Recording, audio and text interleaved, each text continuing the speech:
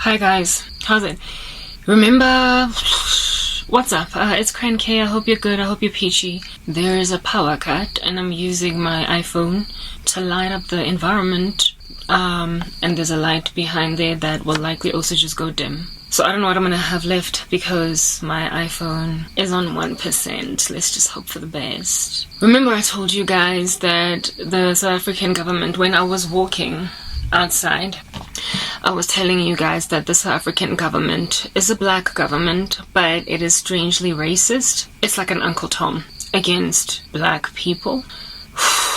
And that wherever there are some white people in the neighborhood, they do things that are better.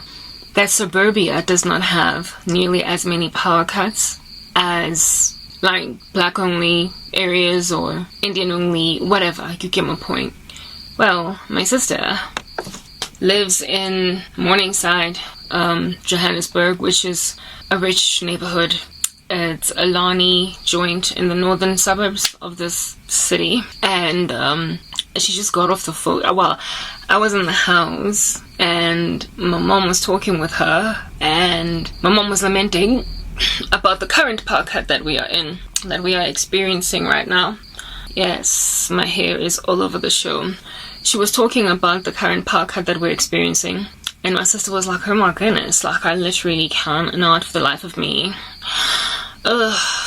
relate with all of you guys. I'm so sorry that y'all are going through so much.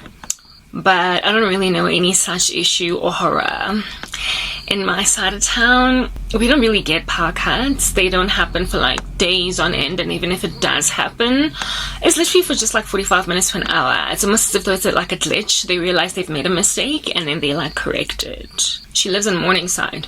And then she went on to say, she was on speakerphone with my mom. She then went on to say, well, I think it maybe be in the interest of like national security, because there's quite a lot of high profile government ANC people living in my suburb. So that would be like the leading party of this country. Yeah, there are quite a lot of high profile, like random corrupt fools. She didn't say it that way. I'm paraphrasing using my incredible bias. There are a whole bunch of random corrupt no-brainers in my particular side of the woods, neck of the woods, in my side of the life. And so I guess just to protect their random tales, they can't be in the dark, because, you know, when it gets all dark, it gets all criminal sometimes, and so they can't be in the dark. So I guess by collateral benefit, me living here in these, like, expensive streets of Johannesburg, I don't know what it's like to live in, like, the heart of African corruption.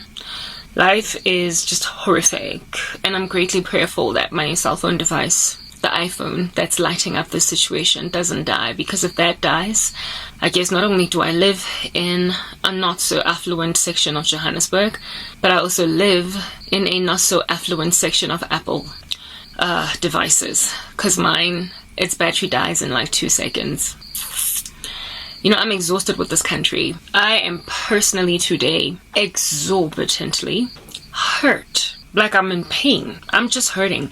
Like I'm always hurting like 24 hours a day. But today I'm just really hurt. I'm in pain. Like some days are worse than others. Other days are better than others. I woke up from a horrific series of nightmares, witchcraft and operation, demonic attack, etc. So, you know, I'm in a slump. Is especially when I'm in such a state as the one that I am in right now, that I desperately, for the life of Cranberry K, cannot take in my stride power cuts. Like, even if I've got content on my phone to watch, I just languish.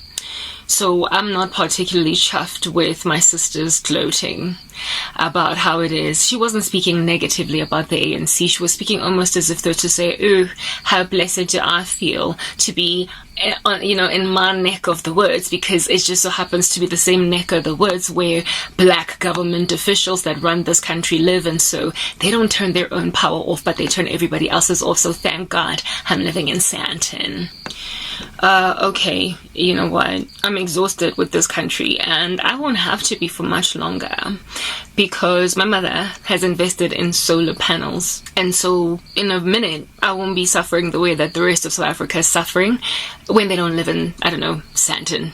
Yeah, But while I'm still going through these modes, and while I'm still languishing, and while I can't like relieve my sorrow by watching something on Netflix or doing my edits, uploading content, just working, while I can't do any of that, I will express whatever remaining bit of frustration might be left, okay?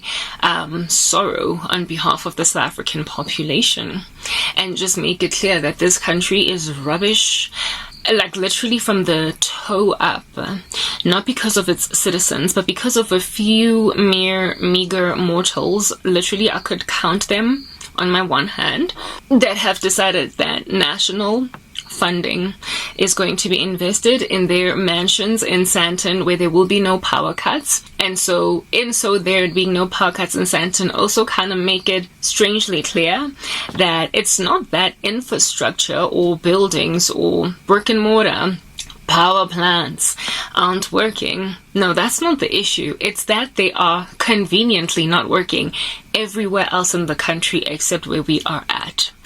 The Sandton power plants, or whatever powers Sandton, they're the same. They've been around since the days of apartheid. They are also a geriatric that is 60 years old, breathing its last, coughing it up a storm. So how is it that they can light up Sandton all day, every day, and if at all they cut their power, it's after every 2 weeks, and even then for just 45 minutes? How can they do that in Sandton, but then not be able to do it everywhere else? This feels very much like a Galilean dialectic, guys. It feels as if though this is a man-made disaster, a crisis that doesn't even have to be that way. I have a strange feeling within, hence why they're not even entertaining the prospect of taking on board wind and solar power through the councillors that they're getting, the very many of them that are making this recommendation, because they just very simply don't want to. I might be sounding conspiratorial, but I am literally a member of a family who knows someone in the family that does not know the sorrow that I am in, and she's not in a different province. She's living in Gauteng province, also within the same city. It's Johannesburg.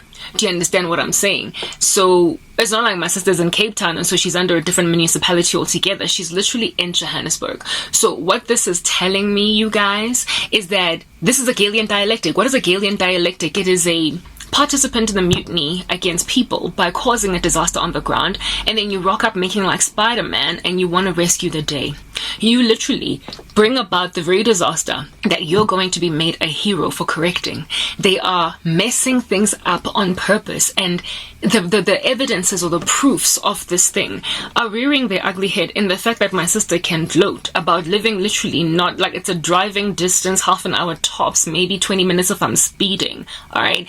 A driving distance in the same municipality, and they claim that there is a power plant overload or whatever, and they're enduring us through 3-4 power cuts in the same day, while someone in Sandton doesn't have the same problem just because she just so happens to be living somewhere where corrupt government officials live. It's a Galilean dialectic. I can't say that enough. Literally, it appears to me like they could light up our lives, but they just choose not to.